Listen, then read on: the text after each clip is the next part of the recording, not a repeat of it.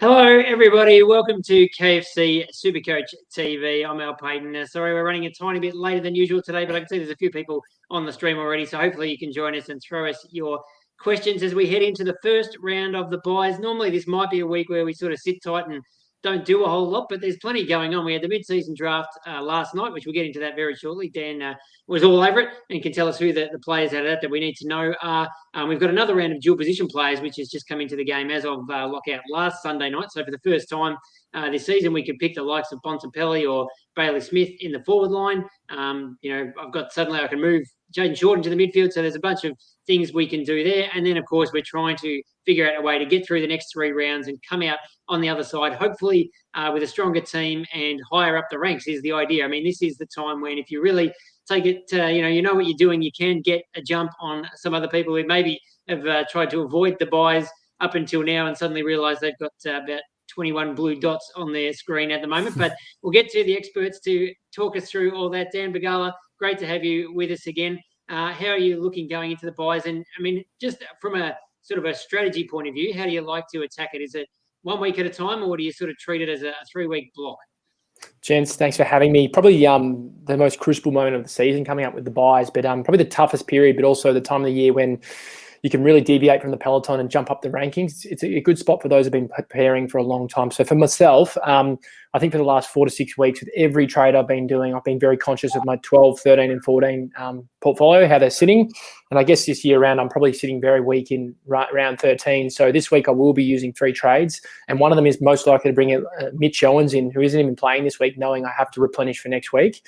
But there's another big decision to make at R2 because I think I'm going to short Braden Pruce and I'm going to bring in Big Sean.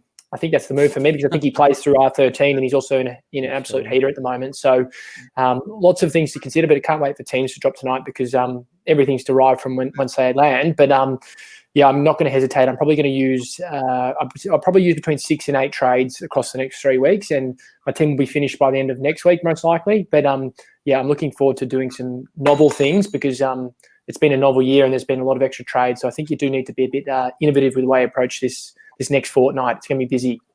Yeah, absolutely. And yeah, I think there's a key point to take out of that too is that, yeah, you're looking ahead 1, 2, 3 weeks when you're making your trade. So you might even bring in someone like Mitch Owens who isn't playing this week, but looking ahead, knowing you might want to use 3 trades for other players. And if you can, it doesn't ruin your buy structure, that's the sort of thing you can do to sort of try and get ahead. And I might be bringing in a guy that I'd never even heard of till about 6:45 last night, but we'll get to that shortly. But Dan, how's your team tracking heading into round 12?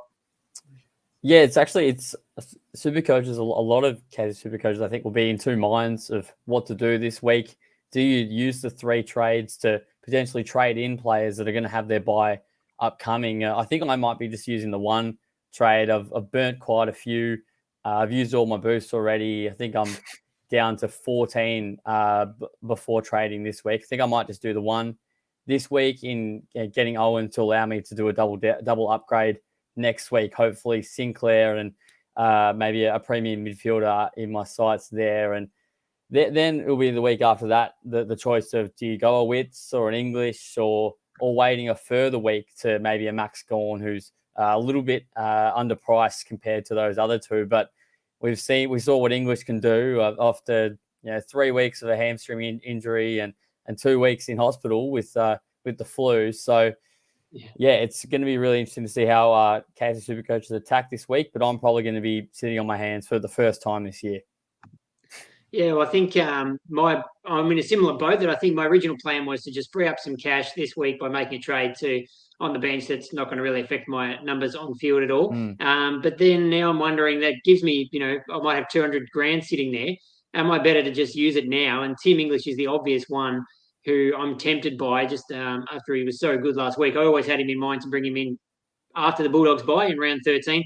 And I thought maybe he'd drop a little bit in value before then, but that's definitely not going to happen. He's going the other way.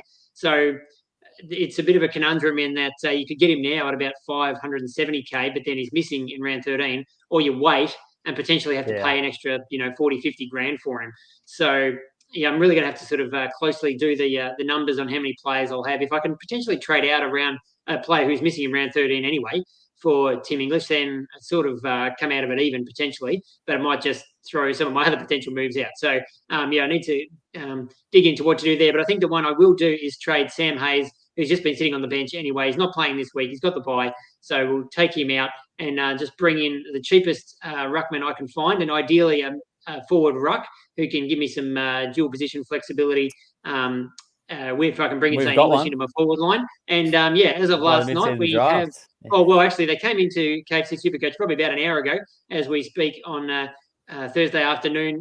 17 new rookies that were picked up in the mid-season draft last night. So I think my newest recruit is going to be Bryn Treacle, I think his name is, from Port Adelaide.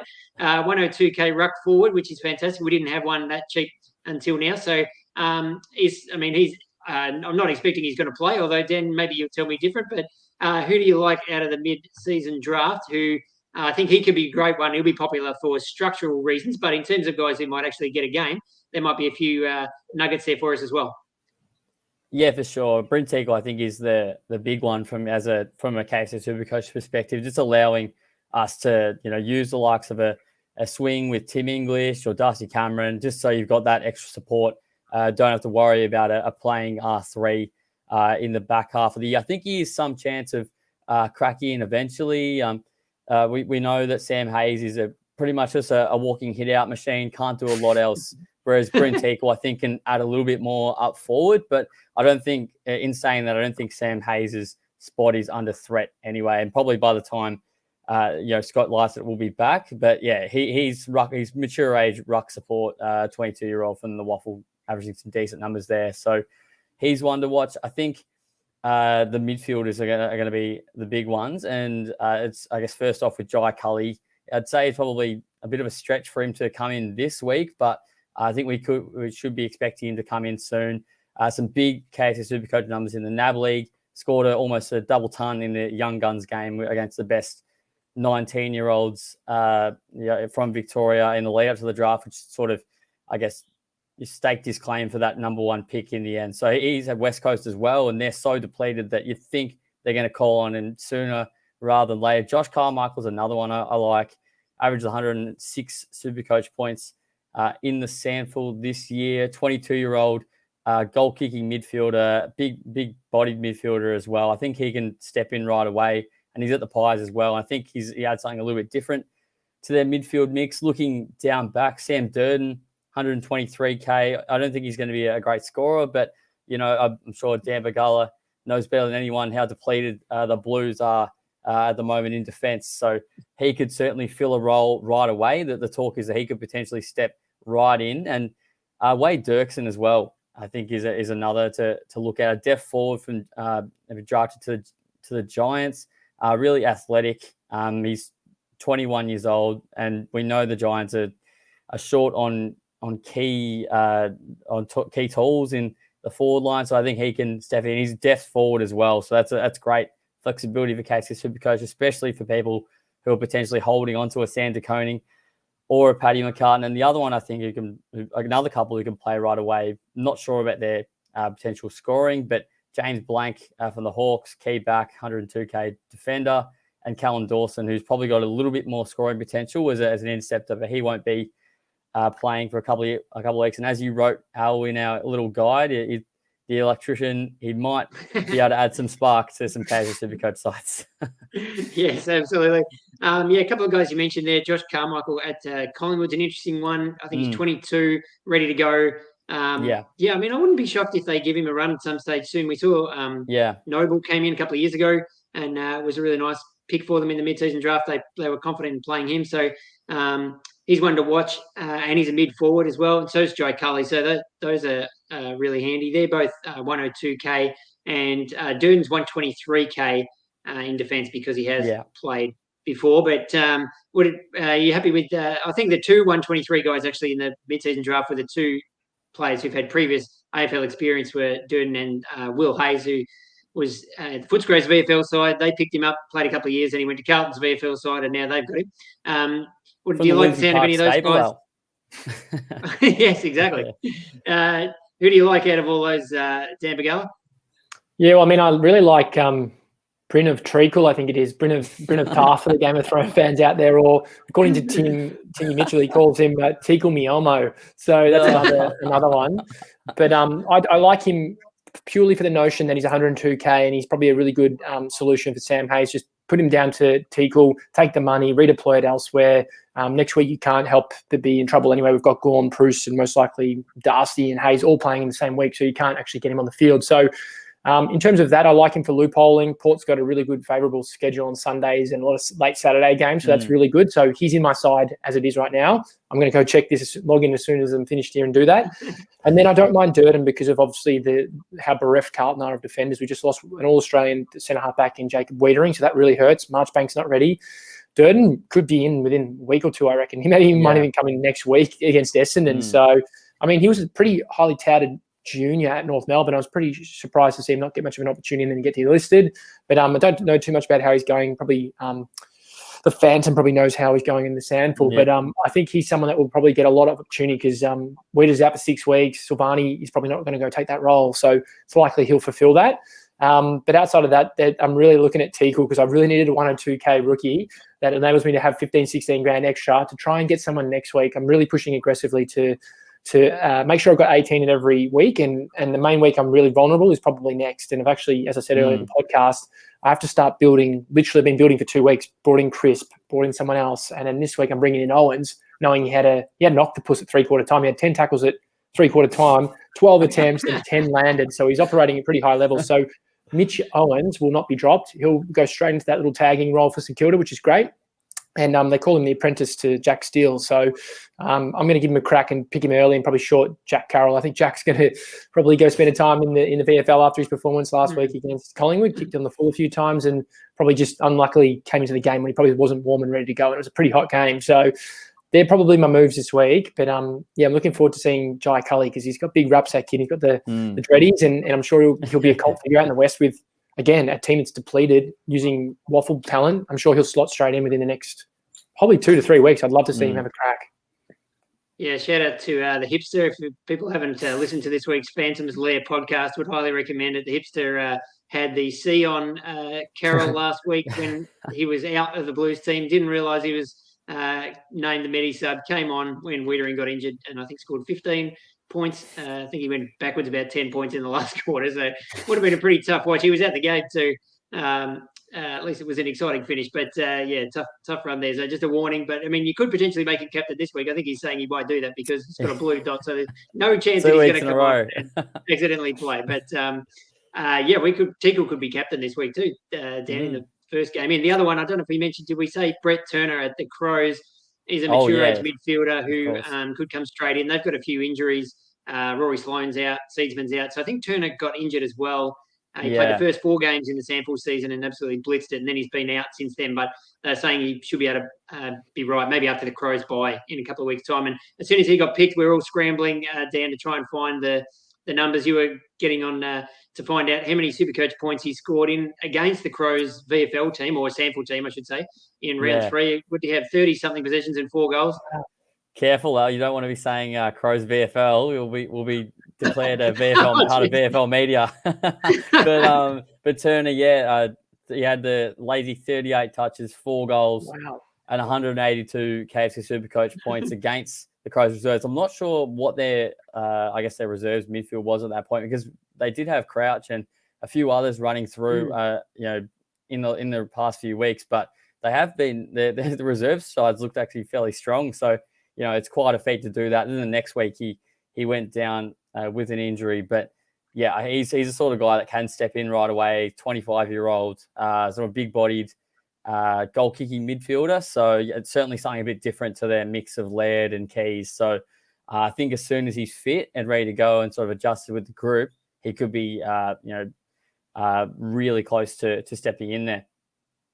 Now, we mentioned Dan and I might both bring in Treacle this week, but that's more really just to grab cash. We're not Teakle, not relying on him to score us too many points. Would you bring anyone else in? Over the buys, we need cheapies, or is that a bit too risky? You want to wait and see, someone like Cully actually get a game or two first. Sorry, Dan, you go. You go, Dan.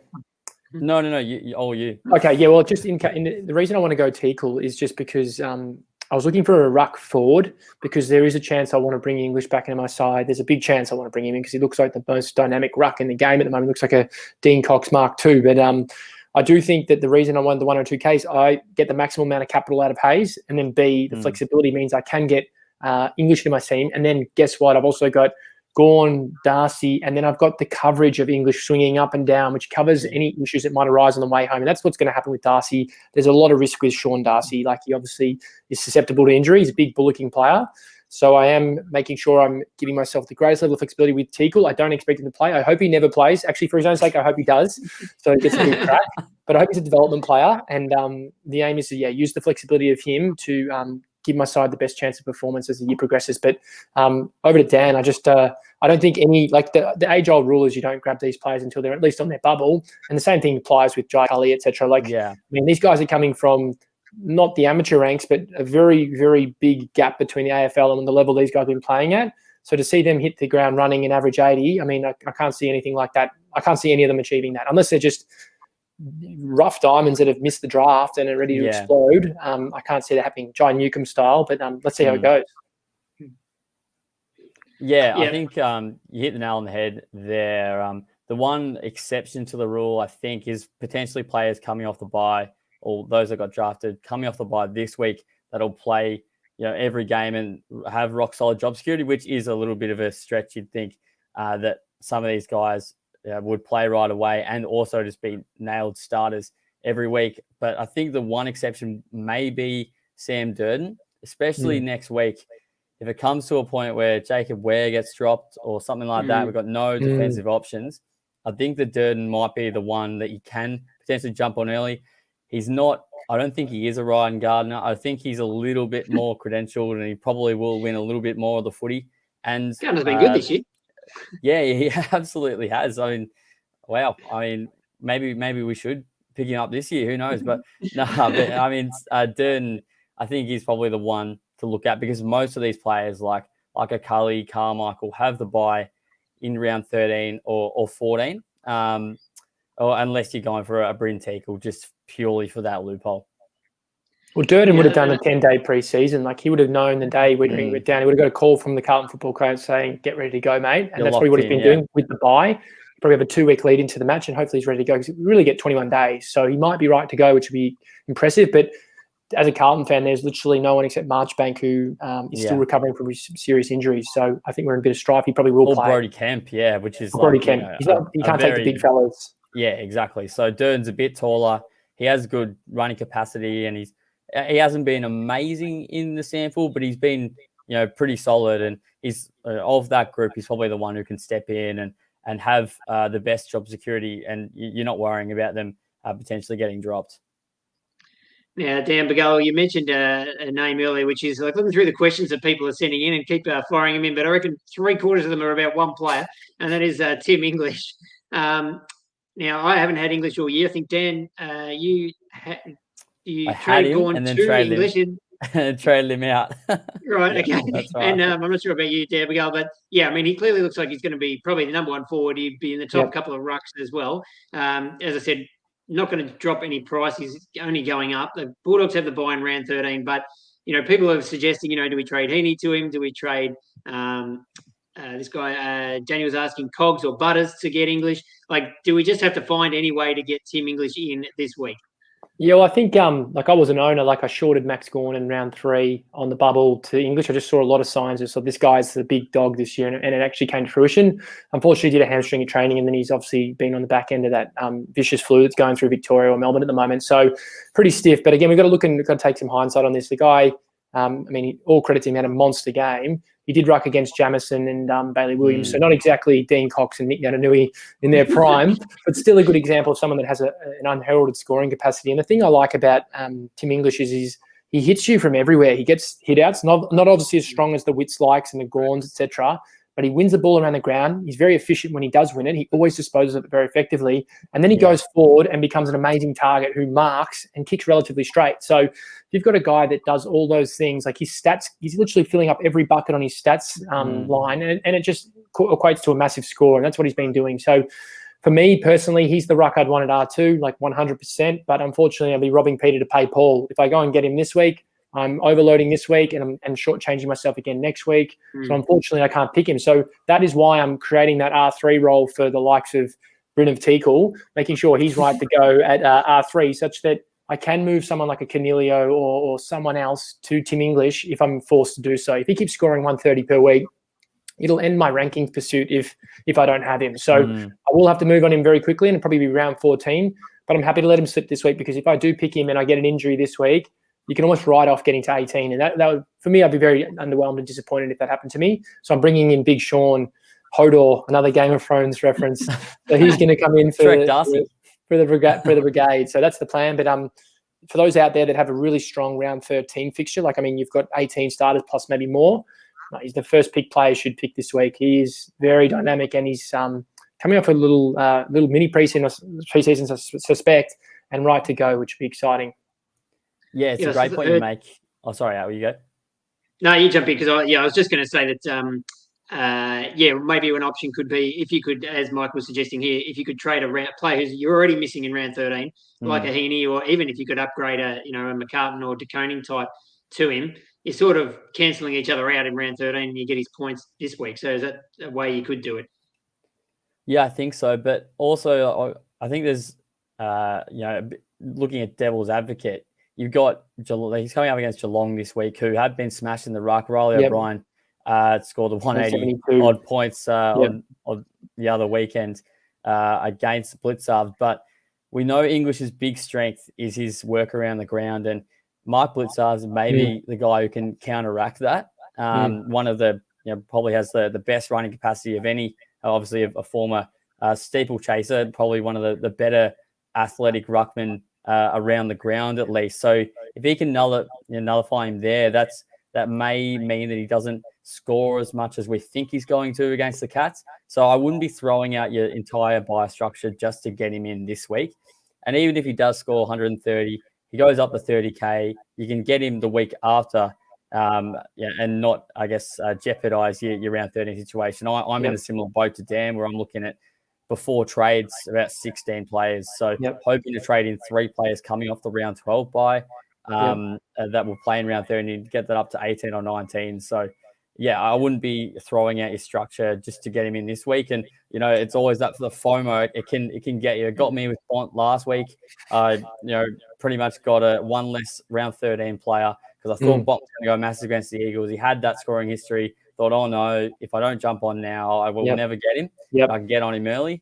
And I sort of paid the price there. And the guy I traded out, Nick Martin, only scored 1 point less than him. So often, I think people have seen with the boosts as well. I've been guilty of it a few times, doing that extra trade that you probably don't need to do, and you don't get the maximum reward out of it. You end up sort of regretting it. So I think it sort of just comes down to your structure, and you can always get English after his bye if you're struggling in round 13. Yeah, the other interesting thing there too to keep in mind is that, what my original plan was, and now I'm thinking, do I need to move and throw everything out to get him now? But is to keep Braden Preuss until after the Bulldogs bye, and then potentially trade in English. And in that time, hopefully, if Preuss plays, he'll go up, another 20 grand, 30 grand himself. So it'll sort of offset a bit of that English money that you're sort of worried about losing, him getting out of reach price-wise. But, I mean, that brings up the other sort of ruck conundrum that a lot of people are in, Dan Begala, with a Preuss or a Hayes. A lot of people I've got Gawn, Preuss and Hayes. I think that's fairly common, or people have one of the two.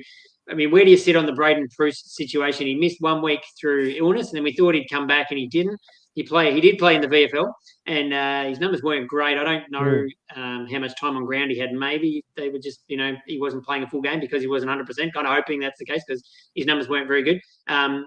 We worried that Mark McVeigh likes Flynn, or is only going to play the one ruck.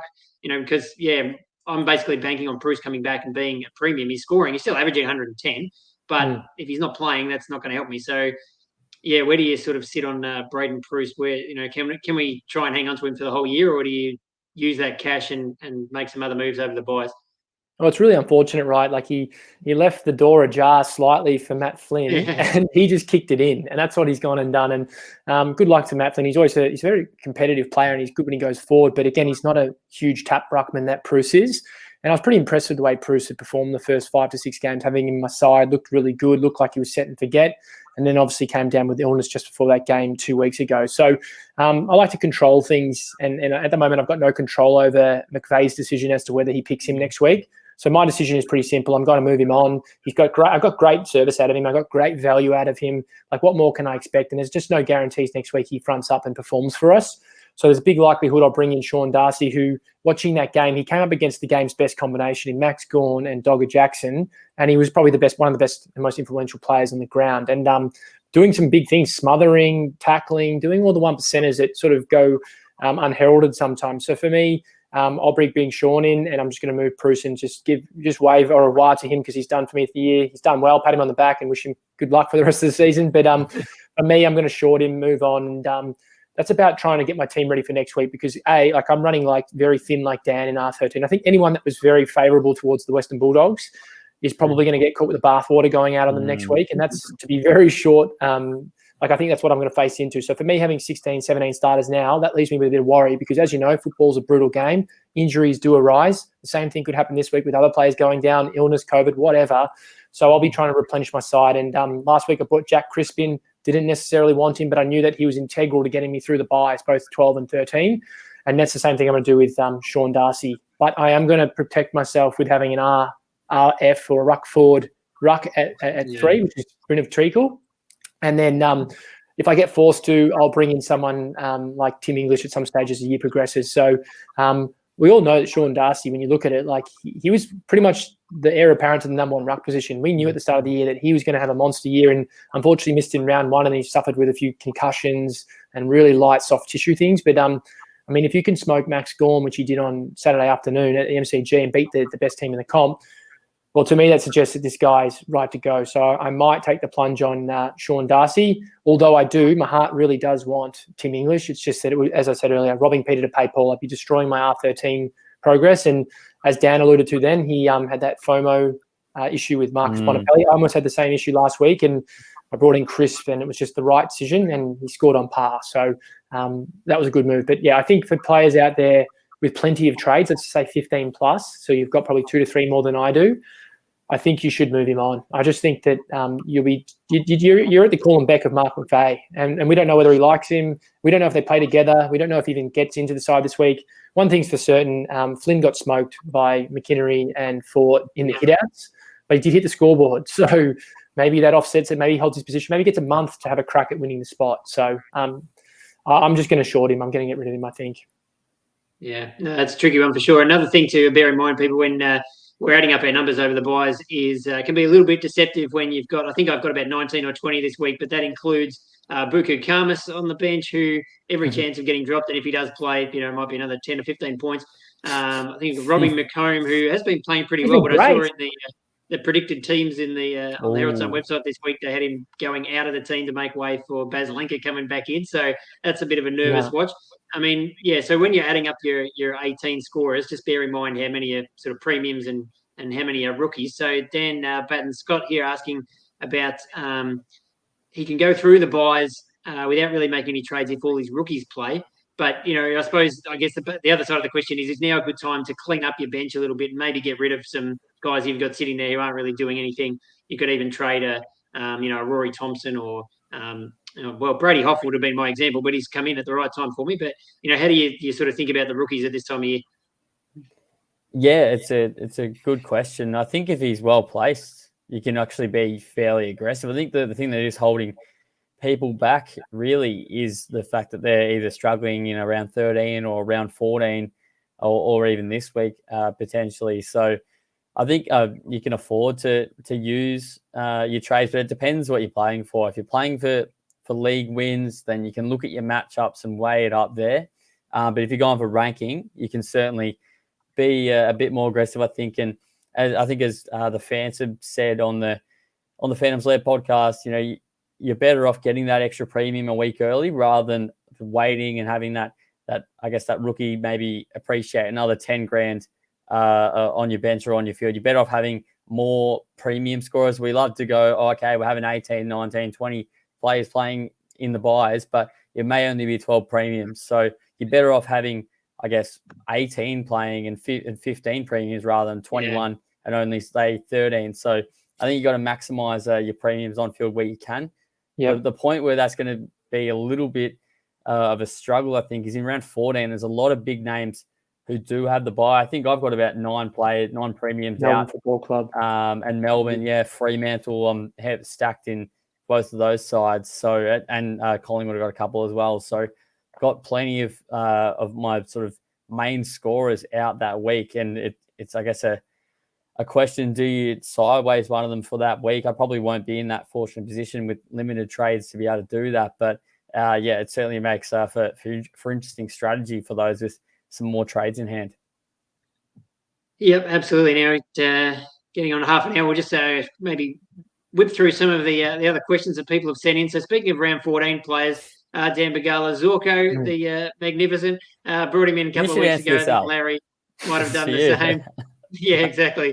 I don't know which way to jump on Zorko. Like, he's got the round 14 bye, so obviously he was absolutely putrid last week. I think he scored 37, just terrible. But he has been known in the past to drop scores like this, and then, who knows, next week he could come out and score 120. Given the fact that he's going backwards in price, do you just hold on and, he's your D6 and hope he comes good? Or do you, my initial thought was, well, maybe when it comes to round 14, as Dan said, if I'm a bit short on numbers or I've only got sort of 17 or 18 or 19, I could side swap him to somebody. But between now and then, he's going to lose a bunch of money. So am I better off just doing it now? What would you do if you had Zorko in your team? I'd just hold, because I know that he's like, I owned him last year and it was an absolute, it was a ride. There was no doubt. There was one game I think he was on 5 points at quarter time and he ended up with 110. So he's capable of the utmost top echelon of scoring. But for me, it's all about just getting warm bodies on the field, because you can have your worst 3 scores knocked out of your starting 18 or whatever, depending on how many players you've got. If you've got 21 players available, you only take your best 18. So 3 shockers being a Roses, a McComb and a Cooper Stevens. Don't even get it included in your team. So I think with that in the back of your mind, knowing you can have a mare, like a player can get knocked out in the first 2 minutes, I don't think you move him on. I think you just go, look, he mares, doesn't get included. If he absolutely goes bonkers and performs, then I'm up.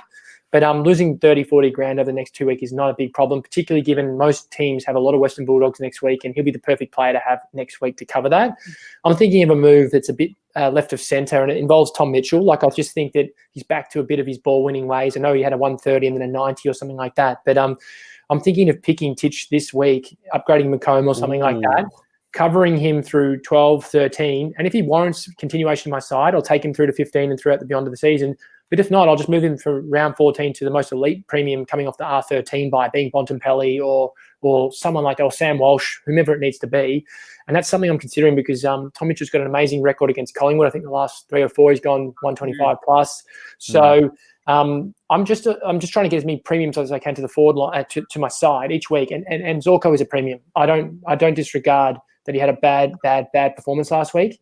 But that's a one-off. He'll offset that, and he'll still average 95 plus or 100 plus by year end. So, I mean, some good scores are likely to ensue. That's my view of him. And people are very sometimes myopic, myself included. You like to move these blokes on as soon as they have a cataclysmic game like that. But I owned him last year. I think he got suspended in one game and he was on like 50 points. So you just got to take the good with the bad with Zorko. But the good is just tantalising when he's on fire. And we could jump here into some captain talk, because that Tom Mitchell note that you mentioned, I just looked up his numbers. So he's down to 480K, but his last previous sort of 4 or 5 games against Collingwood, 150, 122, 167, 158. So he does like, we know Nathan Buckley wasn't a big fan of playing taggers, but I don't think they've really done it this year either. So it just, his role has been a little bit different this year. He hasn't been playing in the centre bounces the whole game under Sam Mitchell. But, it's a sort of little cash play you could make. Hopefully, worst case scenario, he goes up 50 grand and you trade him out and you can make that money. I know Tim on our podcast mentioned Jordan De Goey, who Gaurav has thrown up as an option as well. And our guest, Trent Copeland, thought of doing something similar with Luke Ryan, who's also got the round 14 bye. He's super cheap. He's like 450K or something. You can bring him in now, hopefully get a couple of good scores out of him, goes up a little bit of money, and then you trade him back out. I suppose the only thing is you sort of unless you're going to hold these guys, you're committing to using 2 trades. So you need to weigh up whether you've got that in the bank. But thinking of captains, Dan Batten, have you looked at the 6 games this week? So if people don't know, just to be clear, the players with the blue dots who are on the bye are available. You can move them around all weekend, substitute them on and off, or use them as captains or vice captains. They get locked out at the start of the last game. So everybody should be able to use a loophole this week. So I really have struggled getting a captain right this year. Put the C on Bont last week, and that didn't work. So who have you got for me this week? Well, I mean, I've struggled in the last 5 weeks. I think since there was SuperCoach data, our friend posted a thing saying that I was one of the best captaincy users of all of Twitter. I haven't nailed one since. I think I'm averaging about probably 90 points since that point. So thanks, SuperCoach data. And I probably shouldn't have talked myself up and mentioned it. So I was bound to come back and bite me. But I'm looking potentially at a Bontempelli VC on the Friday night. If not him, then I'd say I look at maybe Tuke Miller against North Melbourne. They'll be giving up some big points, some big scores to midfielders of late. And I don't mind Big Sean, as Dan put it, Sean Darcy on the Sunday against the Big O, who has been beat up a fair bit this year, but also Lachie Neale loves coming up against his former side. So he's another fallback option as well if you see he doesn't go to plan. Also, Clayton Oliver, I think, is a nice option there. And any Crow you've got, I think even Jordan Dawson's a little Smokey Dawson's a Smoky VC. Very nice. As his name says. Yeah, if you had Rory Laird, I think he'd be a pretty good pick against the Eagles this weekend. Dan Bagalo, I think Lachie Neale. If you're not going Sean Darcy in the Sean Darcy in the last game, Lachie Neale there is probably the most reliable backup. But even with him, you sort of rely on him, and he seems to get just over 100. But who do you like in round 12? Yeah, well, I mean, in the same boat as Dan. Like, I reckon for the last 5 weeks, I've had the most underwhelming captaincy performances. Like, I reckon I'm averaging 99 to 103. Like, literally, no bad ones, no real bad ones. Clary, the worst one was 99 against West Coast. But, geez, I've been on the edge of my seat. Last week, McRae, I was literally fixated on a game when they won by 101 points, and he barely crawled to 102. He crawled. And it was he was like 30 at half time or something. Yeah, it was a terrible performance. So there's something definitely. I think it's definitely he's definitely going to have starting on the bench. It's weird. Yeah, 12 minutes on the pine wasn't a good start for him, and I think there's definitely a concern his body. I suspect so, but I'm probably going to throw it on someone a little bit left to centre, and I might go Tuke Miller, as you said, because as we saw last week, Clary, or 2 weeks ago, Clary ran ragged over them, and just looks like the team to score against. And the worry I have with Clayton Oliver is when you're the most informed player and someone like an Aish comes to you the second half, blankets you, and they beat your side. I mean, Petrarca was down, they lost May, a few other things happened, yada, yada, and they didn't have Langdon. But I look at that performance, I think, well, is that the blueprint to stop the Ds? Like, stop Clary, hope that someone can body Petrarca like a strong Sarong type, and that's the way to do it. So for me, I'm worried about putting on Clary this week. I'm thinking, is the same thing going to happen? Is Rowbottom going to come back and tag him, or is someone going to do a job on him? And that's the thing, like, I worry about. So I'll probably throw on a Tuke and hope that's a bit of a snore fest. Gold Coast win that pretty comfortably, and he scores 144. That's what I'd like to see, because I have not nailed one, and all my friends have nailed Clary's 172. They nailed the Lachie Neale 168, and I'm sitting here with just, please, sir, I'd like some more, like Oliver Twist. So it's been pretty tough lately, but that's my biggest gripe recently. I cannot nail a captain. Yeah, and I found it tough, and I've had the last 2 or 3 weeks, I haven't had a loophole either with Brady Hoff coming back in. So I've just had to go the straight C, which has made it even harder. But this week, plenty of loophole opportunities. I think Neil will be the backup, and the guy that I've got my eye on. I was watching him play last week, and I'm thinking, why do I never even think about putting the captaincy on this guy? And that is James Sicily, who is having an unbelievable season. One pick I got right at the start of the year. He was only 450k. Hasn't scored under 113 since about round 3. Wow. He's been like 130s, 140s the last few weeks. And looking up his history against Collingwood as well, his last 3, 132, 141, 125. Jeez. Wow. And that was back when, he was a 95 sort of average guy. So, for a VC, I quite like that. So that'll be waiting until Sunday for the VC, and then the captaincy potentially with Neil in the last game if if I need him. But does Aish tag Neil though, or like Sarong or Aish would have to go head to head with Neil? That's the worry you've got in the Fremantle game. Like Longmire, is it Longmire or Longmuir? I always get it wrong. Longmuir, the guy who kicked it from the boundary in that late 2000 game. But he does play very defensively in the guts, and I wouldn't like. There was moments in the D's Freo clash when Petrarca had Sarong at the bounce, and Ollie had Aish. So there's like two negating roles going on and one offensive midfielder. So I would suspect that could be employed again this week, particularly with a lot of emphasis on the homecoming of Lachie Neale. Yeah, no, that's a good point. I think he's only played him a couple of times against the Dockers. The last time he scored about 170. So hopefully he can repeat that. He hasn't gone under 100 all year. He's had a couple where he was, barely 100, which is probably the weeks I had him captain. But that'd be a bit disappointing. But it's not as it's not Zorko like. Let's say that. So. The thing I thought about last week is how come everyone, like I looked at a lot of sides, and a lot of sides did have Lachie Neale as vice captain. And I thought to myself, personally, I thought De Boer's playing, so is Ash. One of them must be going to him. And then I think they went to Rich and Zorko or something like that. So they take Rich. Yeah. Really. Well, that's, I think, McVeigh, I think they like to, really study the opposition and figure who the, sort of the key playmaker is that they can maybe, restrict rather than necessarily the number one ball winner. So, all right. Well, we'll see how we go. Good luck, guys, with your trades. I need to go and see if I can. Do I get Tim English this week? I think you've probably talked me out of it, Dan. So go, Mark Blitzhouse. He's going to score 160 then. It's going to happen now. Yeah, absolutely. That's been awesome. Thanks so much for your help, guys. Everybody, hopefully, you got something out of that. And good luck with your trades. Getting through the first week of the buys. Go and sign into KFC SuperCoach and check out all those new mid-season draft rookies. A lot of new 102K players, which we love. So that'll hopefully help us out. But Dan, thanks for joining me. And good luck everyone this weekend. And we'll talk to you soon. Thanks, guys.